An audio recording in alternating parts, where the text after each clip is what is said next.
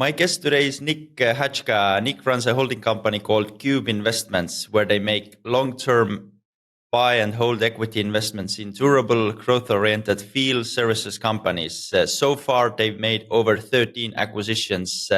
Thanks a lot for coming to the Holdco Builder show, Nick. Uh, let's start with you telling what type of companies you have in your portfolio and what is your so-called dream acquisition? Yeah, so I guess our portfolio kind of splits between active, kind of own operate properties and more passive properties where we're invested with another operator. The active portfolio is currently comprised of two operating companies. The first we acquired was our first acquisition about 7 years ago, and we bolted on 12 subsequent acquisitions of similar companies. And then the second operating platform is actually new, a backup generator platform called OnPoint Generators, focused on backup power applications in Northern California. And that's going to become a series of acquisitions as well. But right now it's still early days, just getting the first platform up and running and kind of building the base platform for growth. And then there's a bunch of other businesses where our involvement varies, and the nature of the investment varies and thesis varies. All of them are in the U.S.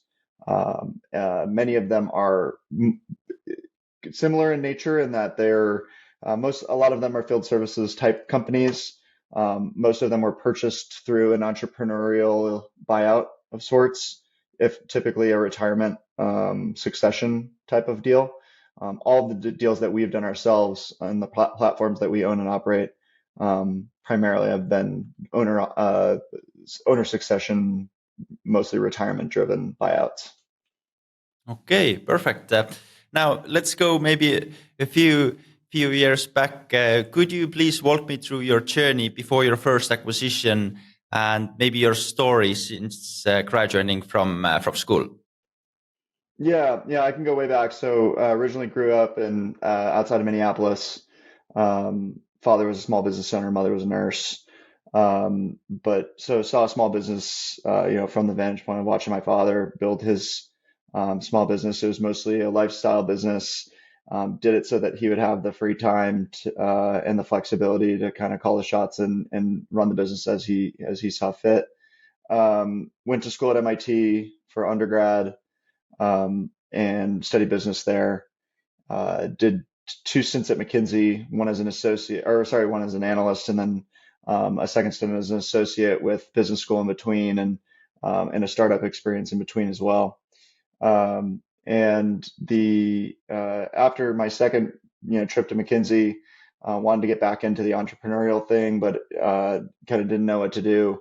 Ended up at a client called NRG, doing clean tech work, and loved it, but got an opportunity through that to go really back into the startups, with my previous co-founder, and that was a venture-backed Silicon Valley startup. And I think somewhere about a year into that, it was a very turbulent ride, and kind of realized that not all these work out, and a lot of very good people end up in very difficult situations career-wise, by the pursuit and the challenge of pursuing the kind of Silicon Valley venture-backed startup model. And got the idea to go and try take a different direction and look for businesses where the business model was not in question, the fundamental demand was not in question, and really all it would take is good managerial hands, and work in a proven business in a proven market. And that's kind of where I started in the entrepreneurial acquisition space, and we made our first acquisition kind of after the failure of that startup. So.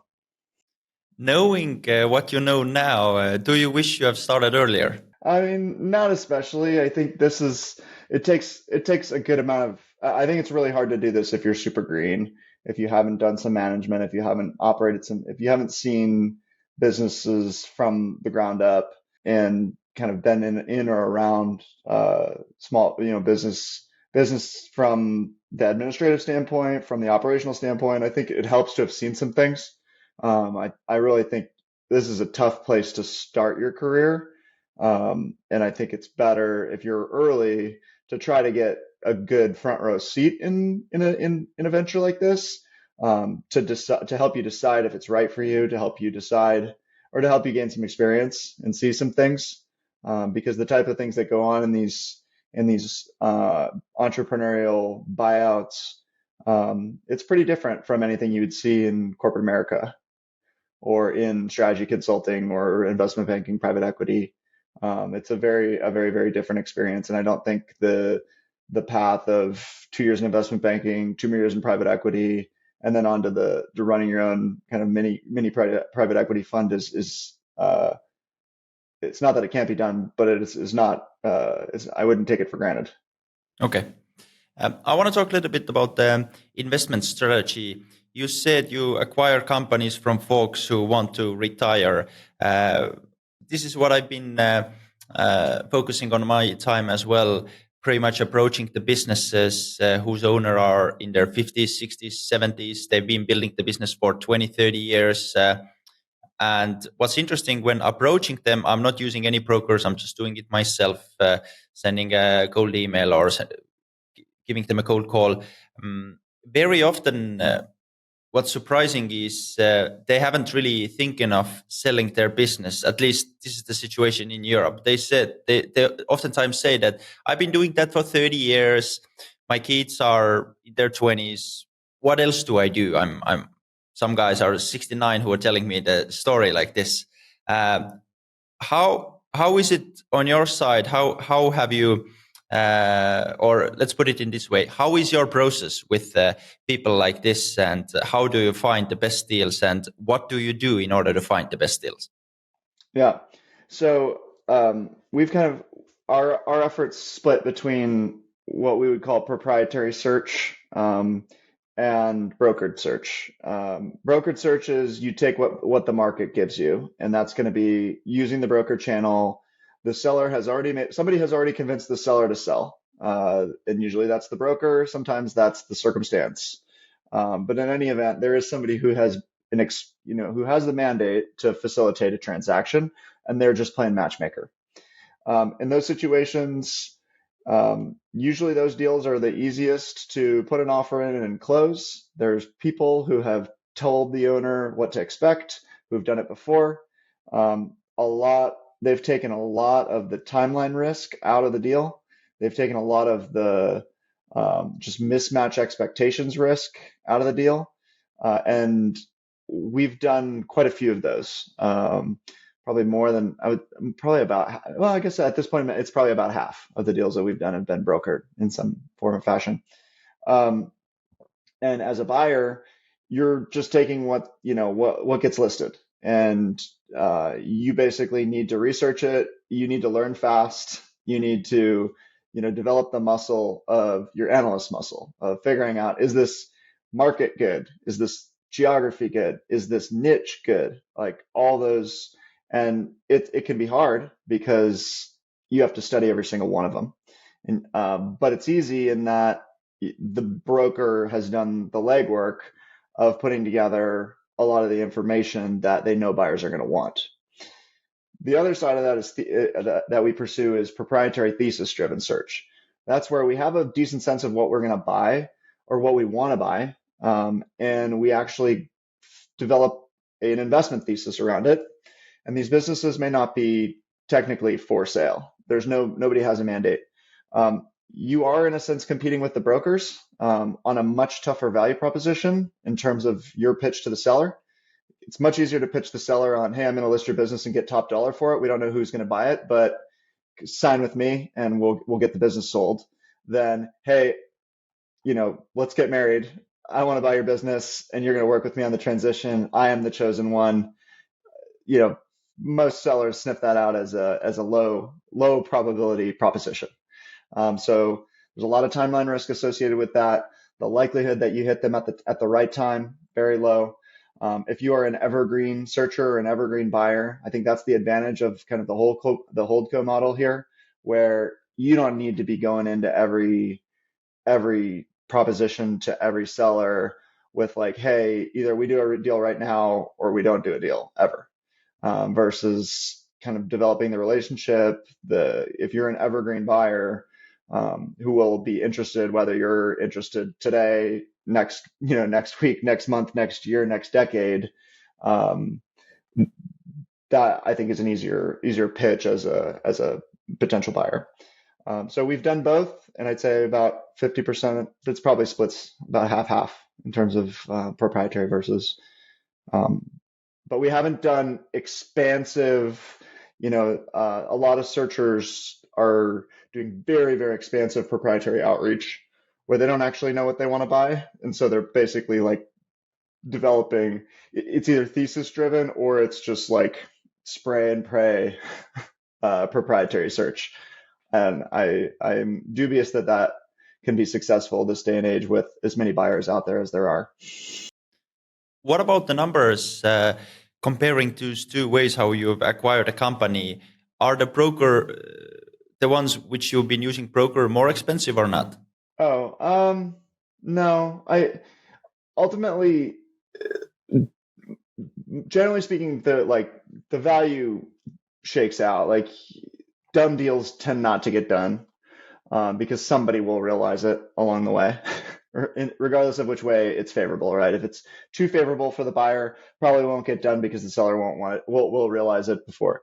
And too favorable for the seller won't get done because the bank will realize it, or unless the buyer has just like very, very deep pockets to be able to just shell out whatever's necessary. That's usually not the case either. So rational deals tend to get done. Most of the risk gets priced in.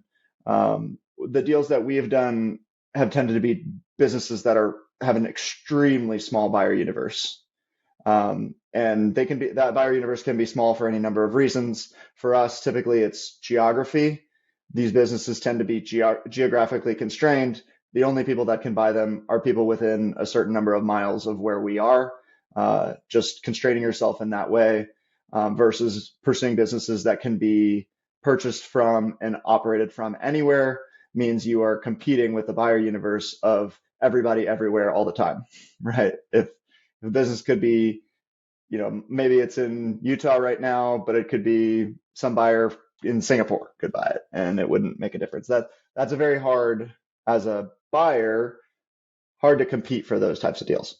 And then same with industry knowledge, industry expertise, size. We've bought a lot of really small things that wouldn't make sense for most people. Very, very hard to pull off.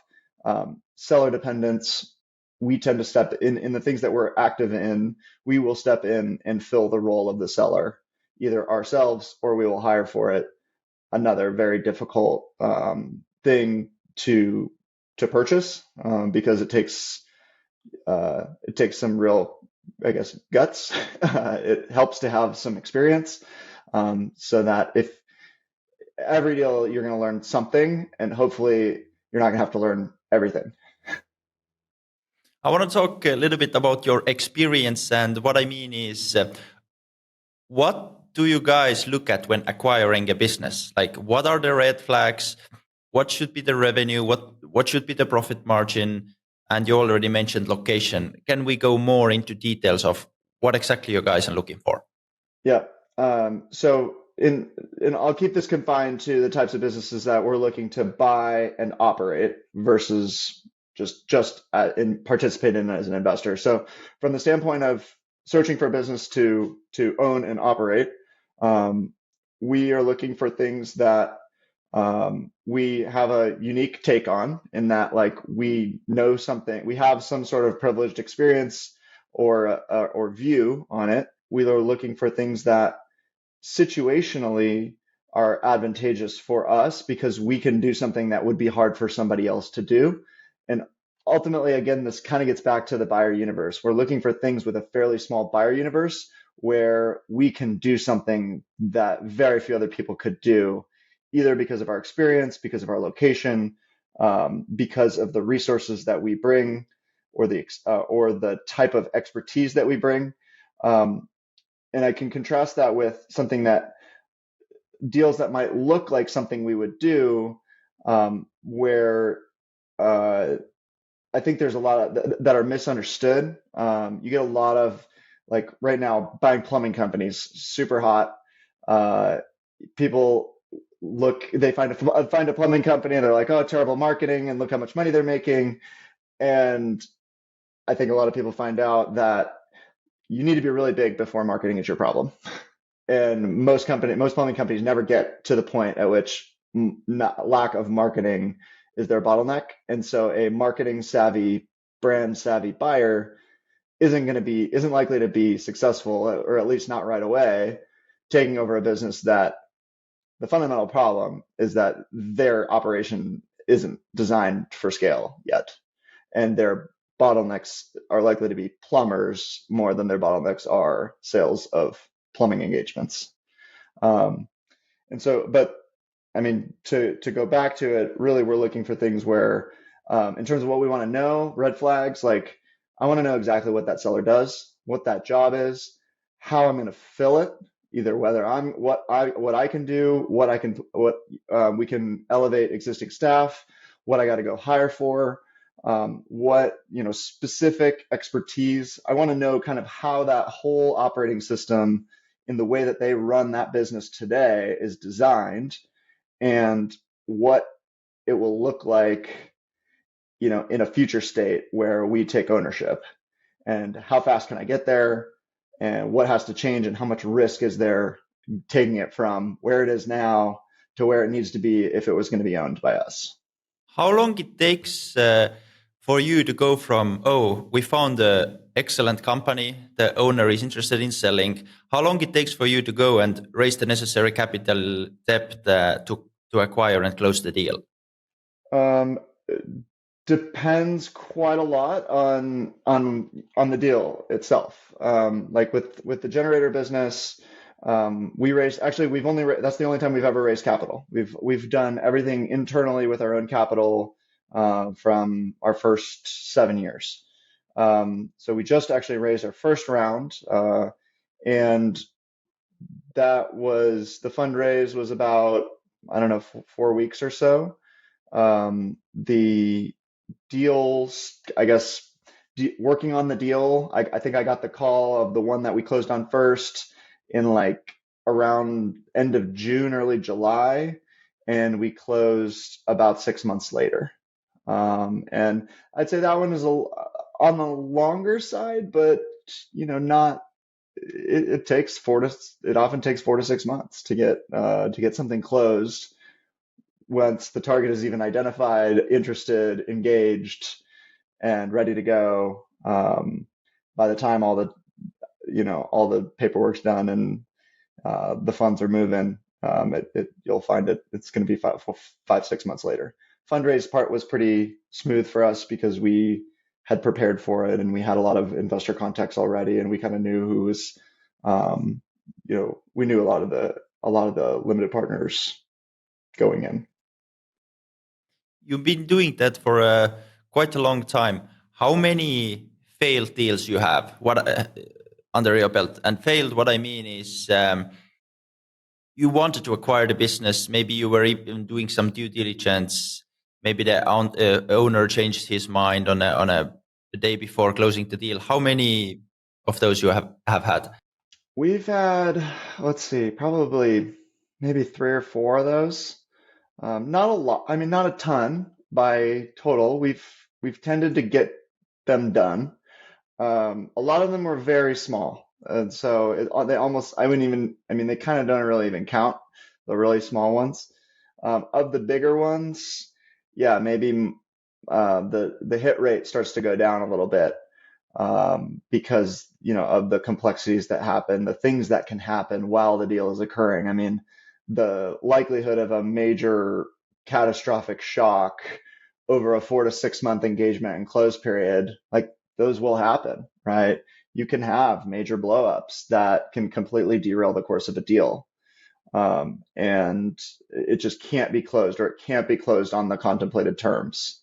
And so, yeah, just given the timeline alone, you should expect a certain number of them to not close. And that's been the case with us. But for the most part, most of our deals have have gotten to the finish line. You mentioned geography is your advantage. How much competition is there on the deals? Honestly, it's hard to say. It depends a lot on the desirability of the business itself. The business we just bought in the generator business was an excellent business. They had many opportunities to sell it, um, but uh, the time I think our timing was good, and I think our proposition was good, and fairly unique. And it would have been really hard for somebody to replicate the proposition that we had just because of our geographic positioning, our experience positioning, and our plans. And so most of the deals have some competition. They could be purchased by somebody else. I haven't been in a lot of like very competitively intense situations where the seller is truly like deliberating, should I sell it to Nick or should I sell it to this other guy or this other person or this other group?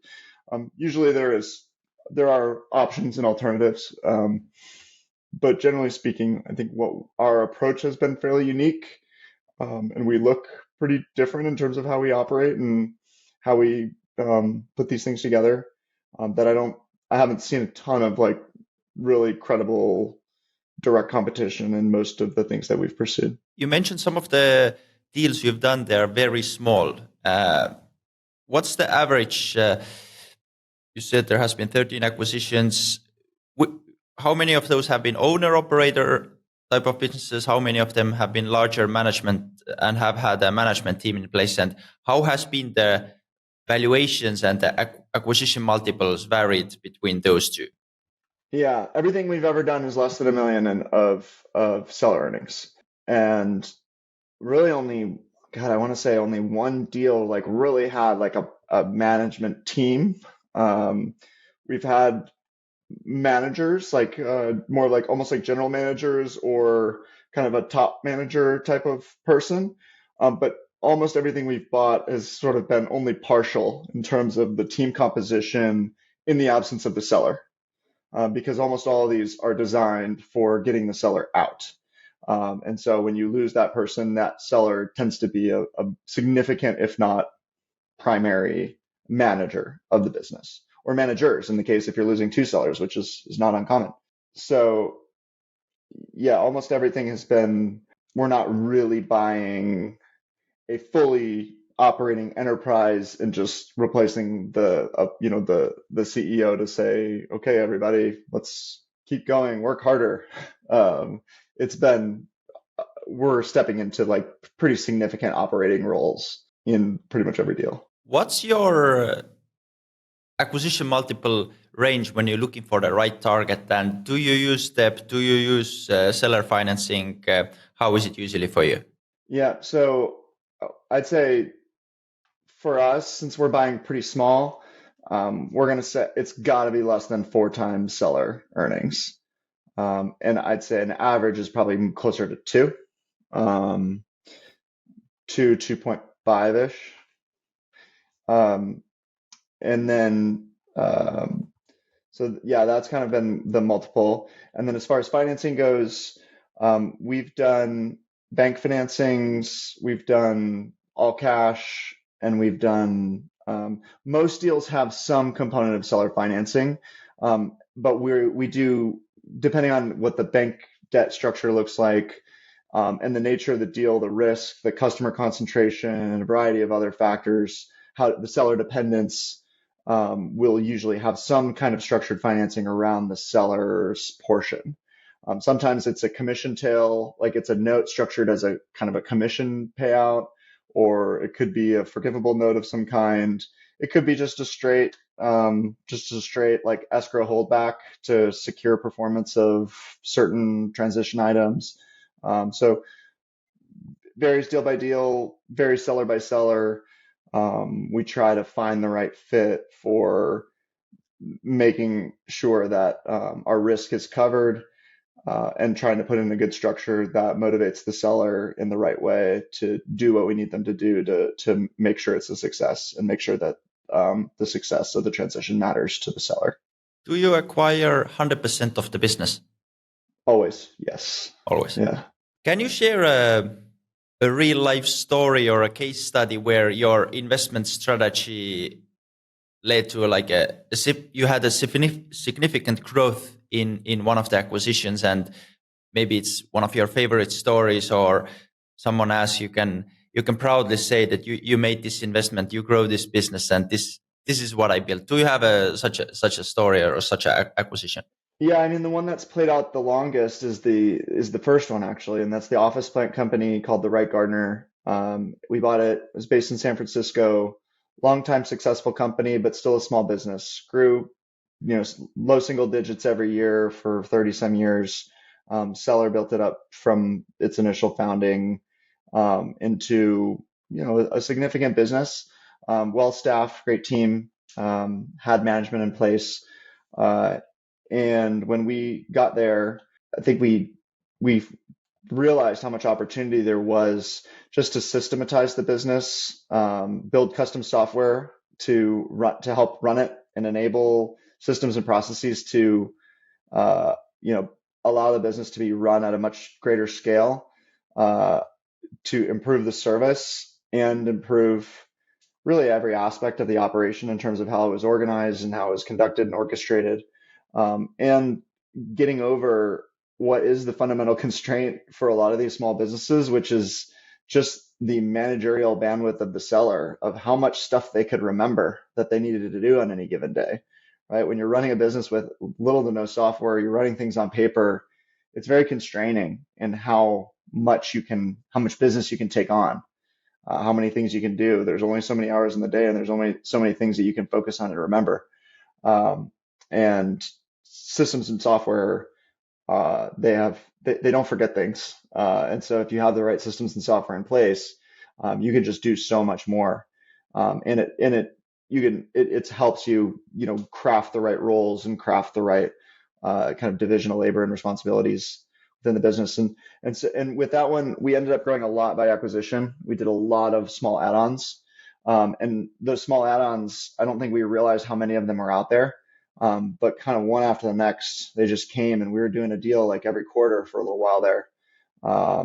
And we really grew that up quite a bit. And at the same time was able to really, I think, improve the service, improve the proposition, increase the speed that we sell. And just as the business got bigger, we got better. And the team improved, and the service improved, and so there was some real flywheels associated with following that path that I don't think we knew those were there at the beginning. And so only through like really just every single day coming in and chasing what can we improve today, so that it's not only better today, but it's better every day into the future. And just focusing on those kind of compounding growth levers, that you know the, when you focus your attention on the right things, you benefit forever, essentially. I want to ask, how does your day to day look like at this stage? You mentioned that there are a lot of small acquisitions. Those companies don't have a structured management team in place. So how does your day look like? Yeah, so now, I mean, I'm full-time day-to-day focused on my CEO role at OnPoint, the backup generator company that we're just launching this platform now. We bought it about 6 weeks ago. And so, yeah, I'm pretty much full on that. My partner, we started together, and I ran the plant company for the first 2 years, and then he stepped in and kind of took the reins and has run it since then. He's there on the other actively managing that business. So day to day, I'm pretty much focused on generators, building this company, building the software systems and processes, building out the team, really trying to grow the customer base, grow the team, scale the service, speed up the operation. Basically, all of the kind of systems and mostly systems, process, and team type of work. What about the challenges and the risks, pre-acquisition, post-acquisition? Because again, you mentioned you buy the businesses from the guys who want to retire, and there's always on when we talk about small businesses, there is this key man risk. What have been the challenges and risks you've seen over the years, and what you have been going through? Yeah, yeah. I mean, so many of these businesses have a seller who knows the most, who is an absolutely essential component to everything they do, the way they do it. The business is designed around that person, and that's the current one is no exception. I mean, it is absolutely built. But so we go into these knowing that that's the case, and having kind of our priority stacking list of what are the top priorities of what aspects of that seller's role do we need to replace in what order, and we share that with them, and they're a part of the transition. And the more critical and difficult to unlodge that seller, the longer you're probably going to need them around. And you set that expectation. Now, this is a deal that is designed to transition you into retirement. It is not you have not retired on the day that this deal closes. um, and some there are deals where, especially when we are a strategic acquirer, if we're buying a business that we're already in and we're just adding it on, and we've got the team in place and we've got experience doing merger integration, those are much easier, and it tends to be much easier to replace those sellers because we already have a way of doing everything that they are essential for in their form of the business, but we can figure out how to turn it and make the business run, in a way that's more aligned with how we do things.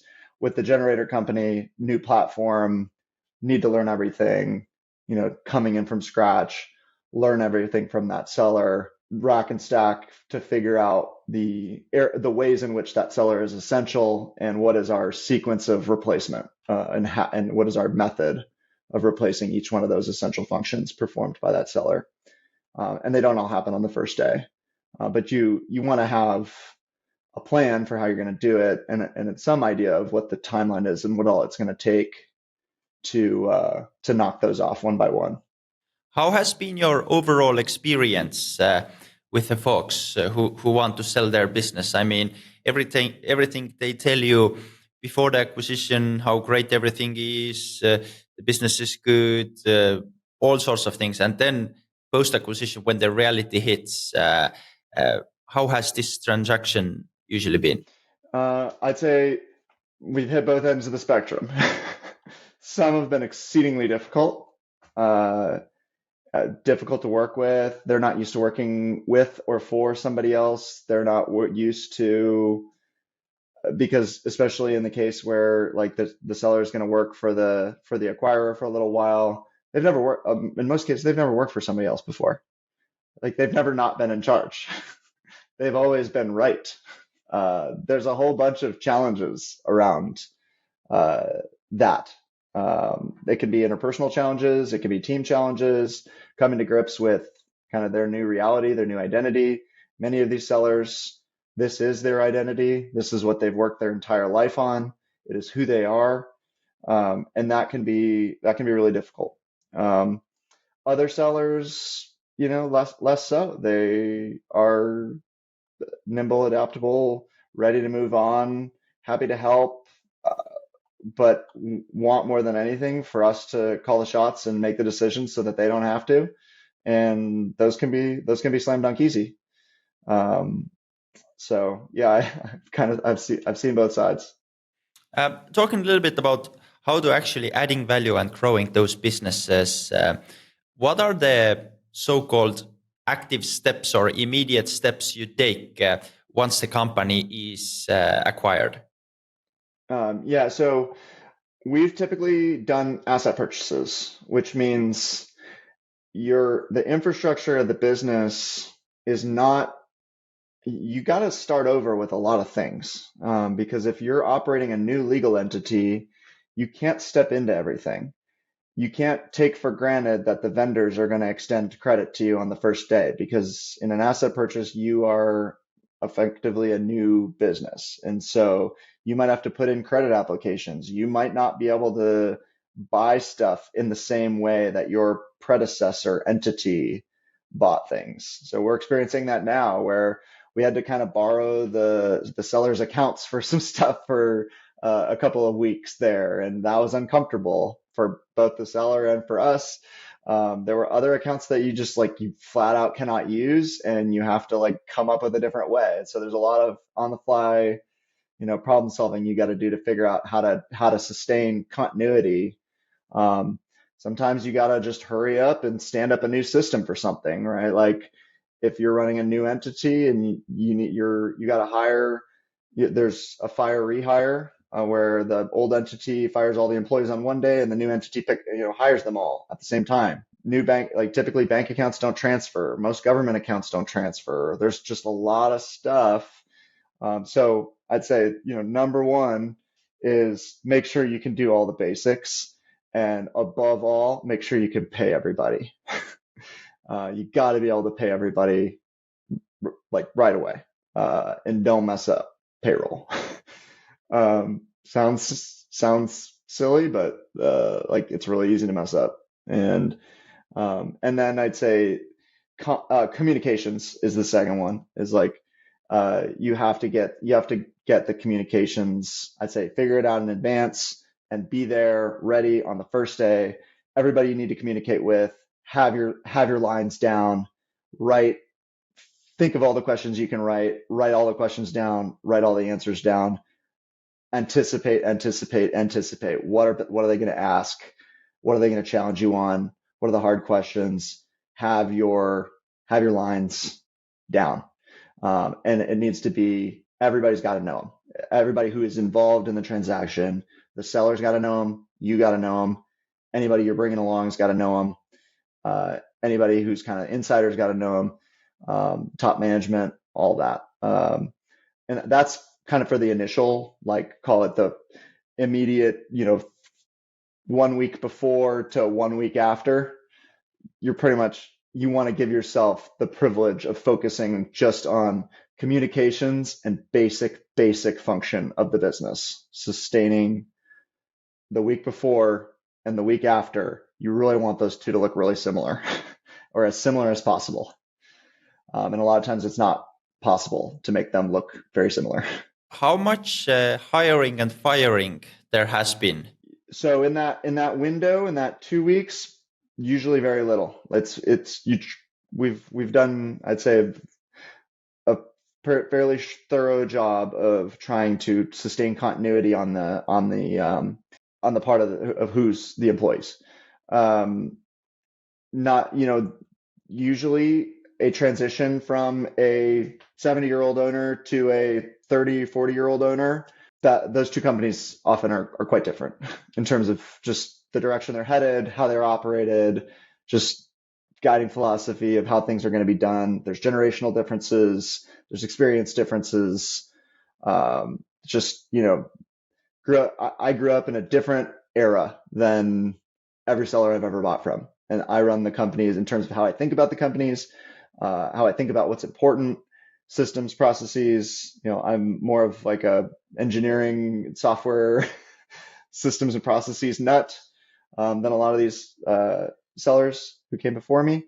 And so I approach things very differently, and the skills that we value tend to be different, and that runs its course in terms of who's likely to flourish at a company that we're involved in and who's going to struggle and for what reasons. We try to be super understanding, give everybody the chance to come along and show that they can evolve with the business, and it's not essential for every position either. Like some positions, like in the office plant business, you don't need to be very tech savvy to be an office plant technician, but you do need to have good communication with the office. You do need to be able to use the app to order your plants and record your service, and some employees struggle with that and others don't. But we approach that in almost in any business. If we're gonna take a business that's running very old school, mostly paper driven, manual processes and all that, and put a layer of systems and software and processes in place, it's a big change for a lot of people, and not everybody either wants it or can make it. You mentioned you're more of a software guy. It's very interesting because meeting with those folks in their 50s, 60s, 70s, I had a meeting in the beginning of next week, and the guy didn't know what is a CRM. He never used one. Everything was on the papers. It was really messy, but still the company was doing well, and the net profit was like 11, 12%. So he was doing all right. So what have you seen, and how have you been using this as your advantage of you knowing the software, and how big of a difference have you been able to make on your portfolio companies?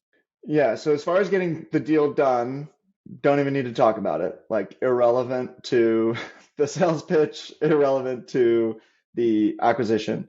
As far as after and driving operational performance in, I mean, it's absolutely critical. Like if you want to grow and run at a scale, a larger scale, a lot of times that is the unlock, uh, because what the business can do is constrained by, in some cases, and especially the types of businesses that we're involved in, like literally the memory of the owner.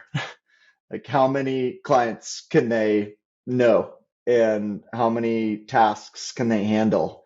Um, because when things aren't well documented and don't follow um, a process that ideally is facilitated by systems and tools, um, it's a little chaos. It's a little chaotic, and chaos becomes the limitation. Like how much chaos uh, can there be before the business? It's just like can't grow much more, and it makes it hard to sectionalize response. It makes it hard to carve out responsibilities when you don't have good process definition, and when you can't create like sets of responsibilities.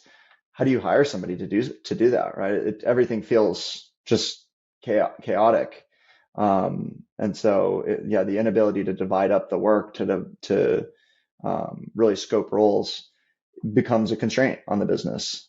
And I think the act of going through systems and processes, implementing software and tools, is actually partly helpful in defining what the roles are and what the responsibilities are and what the various demarcations between the scope of different roles ought to be. And so I think that that process of what I would call digital transformation or digitization of the business, um, is actually that's the ground preparation work you need to get from a small business that just can't grow much more. It's kind of peaked into a new phase of kind of long-term steady compounding growth potential. In the beginning, when I was introducing you, Cube Investments, you make long-term buy and hold equity investments. Does it mean you hold forever, or do you ever consider selling a portfolio company? How has it been? Yeah, I mean, we buy stuff that we think we will want to own for a long time. We don't really go into things thinking we're going to sell them. I think we do go into things thinking we're going to build them in such a way that they could be sold. But that's just doing what we would want a business that we own. That's like turning the business into a business that what that we would want to own, right? Because typically on the day that we buy it, it's not really the business that we want to own. It's the position we want to be in, so that we can so that we can build it into the business that we really want to own. And so we carved out a landscaping division of our plant company and sold that to a private equity backed commercial landscaper. And that was partly opportunistic. It was partly just practical in the sense that it was consuming a lot of our time and attention, and it wasn't a good fit for us, the way things evolved that way, and so we ended up making the decision to sell and refocus on something new. But generally speaking, we're trying to get into positions where we'd want to own and hold for a long period. Talking a little bit about your partnership with your co-founder. I mean, you've been doing that for quite a long time. I guess not all the times have been great and funny and excited. Have been some tough days, tougher periods, and people's I guess motivations might change over such period. So how have you been overcome, and how has this partnership been over the years? And maybe there are some so-called secrets or something which you have seen works, makes it all work. Yeah. So Anu and I have been together since the beginning. We were at the startup that failed together, and we shut that down together. And so we had about a little over a year working together. We met there, so we hadn't known each other for that long, but we worked together and had that experience together. Um, we were very similar at the beginning, and I guess and still now, similar in phase of life, objectives, kind of what we wanted out of this. Um, financial resources, very similar, and we're reasonably close in age, and fairly complementary in skills. We had some overlap, and then some real differences in terms of where we were strong. Personality wise, pretty different. But we worked well together, and still work well together. Um, I'd say, speaking to the kind of the ups and downs of this, um, to me, I don't know that at any point the partnership has been a primary source of up or down. It's been pretty steady and smooth. We run 50-50. We invoke the double hell yes rule, which means that if we're going to do something, we both have to be hell yes about it. Otherwise, it's default no. So any sort of like changing course, doing something totally new, doing something different than how we've done it before, that requires the double hell yes. And because we are 50-50. And so we've kind of set that as our operating principle of it's a no unless it's a absolutely yes for both of us. And we both understand that, and that creates, of course, that will create situations where I'm excited about something and Anu's not that excited about something. That's a no, even if he's a little excited about something, or Anu's very excited about something and I'm kind of that's a no too. And so it forces discipline, from the standpoint of we only do things that we're both like in very strong agreement of. So let's talk a little bit about the future. Nick, what motivates you today, and what do you want to accomplish next? Yeah, um, so right now I'm building On Point, as my primary focus. I want that to be a smashing success for me as I guess a third time CEO, and build a great team there, build a big business, successful business for us, for LPs, for employees, for customers. So I'd say that's what I'm most excited about right now. It's hard. This is a hard business, but we knew that it was going to be hard. And we brought something unique to it, and we brought some experience that I think is proving helpful.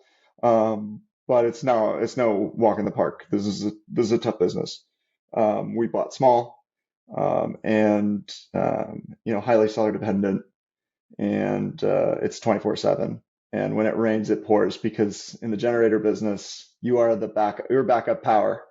And when the power goes out, that's crunch time. That's when it gets real. And we had that experience 3 weeks in. So very big outage that we were having to contend with. So yeah, I'd say that's what I'm most excited about. I'm still excited about the business model that we set out, 7 years ago, did it once, have done it a few more times as an investor, and now we're doing it again as sort of both an active owner operator and with LPs along as well. So, and I think there will be other instances of this in the future. I don't know when or what those deals will look like, but we're kind of, right now we're just grinding on the stuff that we have on our plate. But I do think that the model is not going anywhere. It will apply for many, many years still. A bit more personal question to the end. how do you manage it all? I mean, you have your family. I know we're doing this podcast. It's early morning here. It's late evening there. How do you manage it all, running a successful holding company and taking care of your family? Because we all have just 24 hours in a day. Yeah, honestly, lately it's cut into sleep pretty much. That's been the main give lately, but I don't know what else, I don't know what else to say other than you got to focus on the right things and not try to do too much. You got to know when to say no and and when to kind of do those extra things that might not pay off today, but they'll pay off later at some point because somebody somewhere is listening to a podcast. Uh, and I've met a lot of people through doing various shows and doing different things. But I have to be judicious with my time and judicious with, my side projects, and try to make sure that I'm focusing on the places where I can really excel and try to put people around me that can excel in the places where I'm not likely to, and and really just build the system around yourself to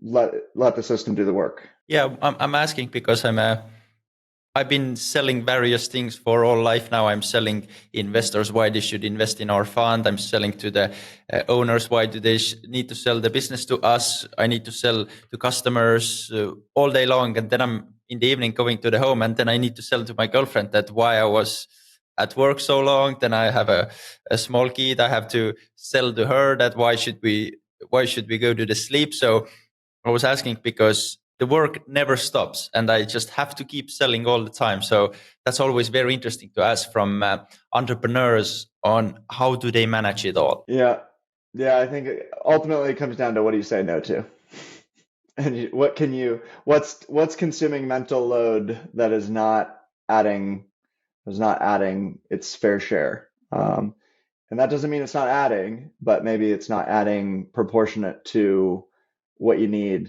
to justify um, the time expenditure. Before we wrap up, how has entrepreneurship and building Cube Investments changed your life and changed your family life? The big difference for me is I've been able to, as a founder and as an entrepreneur, picking what businesses I get into. I'm not in any industry really. I'm in whatever industry I decide I'm going to be in. And I'm in whatever job I decide I'm going to be in for that period. Um, and so I've tried to make choices about how I've shaped my career uh, in a way that makes that day-to-day grind of work fulfilling and compatible with my home life. Um, I knew when I went into consulting that I wasn't going to be able to be a active father uh, on the road 5 days a week. It just doesn't. For me at least, that doesn't work. And so, like, right just after having my first kid was when we bought the right gardener. Well, it's a local business. There's nothing that would put me on an airplane for anything. And that was by design. Um, and now I've got some different things.